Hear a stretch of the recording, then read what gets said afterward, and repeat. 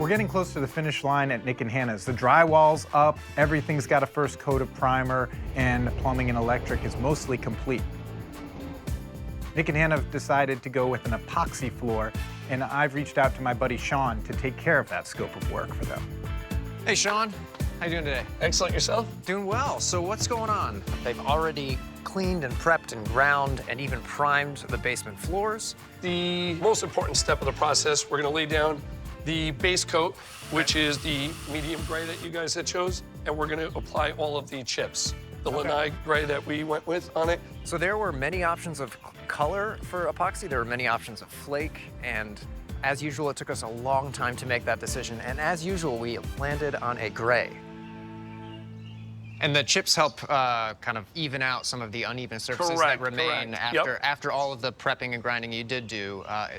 Some imperfections will remain because we didn't do the full grind. Exactly. We did patchwork, filling in any cracks, voids, craters, anything like that with a patch job, and then we grind that into the original floor. So it's pretty much the best that you're going to get at the budget given, and then with the full broadcast, that's where you hide anything that might be a little bit imperfections. Now they're going to be adding the first coat of epoxy, then flake goes on top of that, and then I'm told clear coat goes on top of that. So for the basement floors, we wanted something that could handle moisture well. It's something that was relatively low height because we're already dealing with low ceilings, and we needed something that could ideally be uniform between the basement and the garage. And epoxy flooring seems to satisfy all of those things. The epoxy flooring, it's very similar to a paint product, whereas prep is 90% of the work. All these little voids, the chips won't stick to that. 5% the product, 5% the process. You're gonna wanna mush it into everything, because now the chips will stick in there. Typically, basements being a little more prone to seeing wetter conditions, I'm a little bit more of a fan of the epoxy versus carpet or floating floors. With water heaters, washers and dryers, you get a leak here and there or a pipe breaks, it's a lot worse.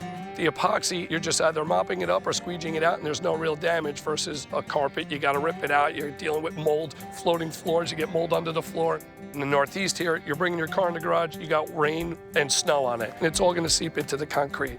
This pretty much typically seals off the floor with a topical product, so it's a lot easier. There's a wide range of quality and finish you can get with epoxy floors, from like, you know, the perfectly flat, smooth, high gloss kind of showroom finish to still rather uneven and therefore heavily flaked finish. And we had to come somewhere in the middle. We also learned about the chemicals, and because we live above the basement, we were hoping that whatever products we use in the basement would not emit harmful chemicals. And epoxy is a product that can emit lots of volatile organic compounds. So we wanted to go for a low VOC.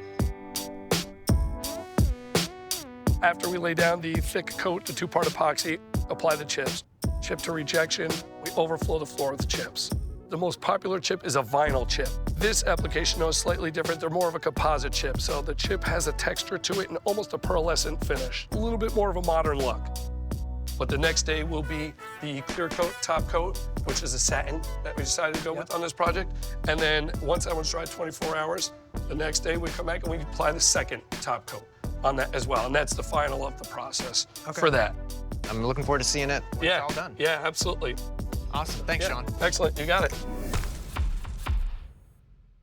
Thanks for watching.